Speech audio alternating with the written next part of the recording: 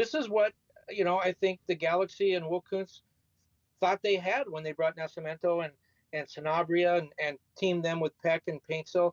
Um, so it's good to see that that's kind of finally working out the way they drew it up. But the defense just can't hold the leads, and it's a little bit too little, too late.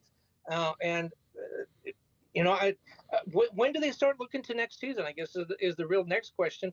When do they absolutely put this season to bed and said, now it's time to start getting ready for 2026? I don't know that there's much that you change, even if you say that you're going to go just for 2026. I mean, you still have Marco Royce under contract for next year, so you're still going to want to play him up to a certain point. You're going to be cautious with his minutes, so I don't think that changes. Nascimento is a guy who's going to continue to get playing time. Greg Vanney is high on him. The LA Galaxy organization is high on him. He is going to get the bulk of the playing time. And by the way, he deserves the bulk of the playing time right now, Kevin. It's one of those. It's like, yeah, not only is it, is this a kid who is going to help you in 2026, and so you need to develop now, but he needs to help you now too. So that helps you.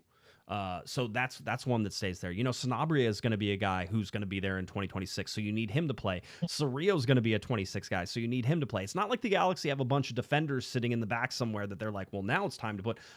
That's why I did suggest that Amiro Garces play more minutes again, because at this point, it's like, let him make the mistakes, let him learn.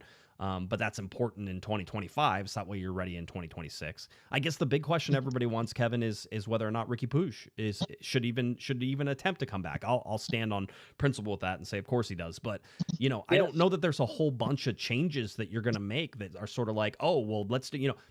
Even Mitrovic right now, that's probably your 2026 guy, right? So to me, this makes there's not much you would change, even if you are suddenly going, we're just going to play in 2026. Maybe more Aude.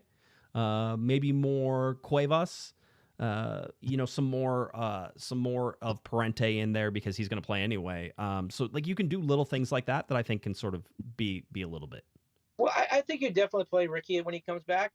Maybe not as early as you would hope. Maybe not mid-August. Maybe it's like September, early October.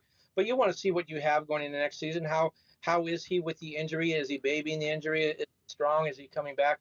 Is he the same guy he was before? Because you need to know that before you go into 2026. But I wonder right now, when we're talking about the defense, you got to stop the bleeding. You do want to think ahead to next year a little bit. You do want to play the guys that you think are going to be back. But is it time to start playing Eric Zavaleta in the middle now? No, because he's not a 2026 guy, so who cares? Right? Well, again, stopping the bleeding right now, trying to at least get a draw or win a game right now. Is he better than the two center backs they're playing every week?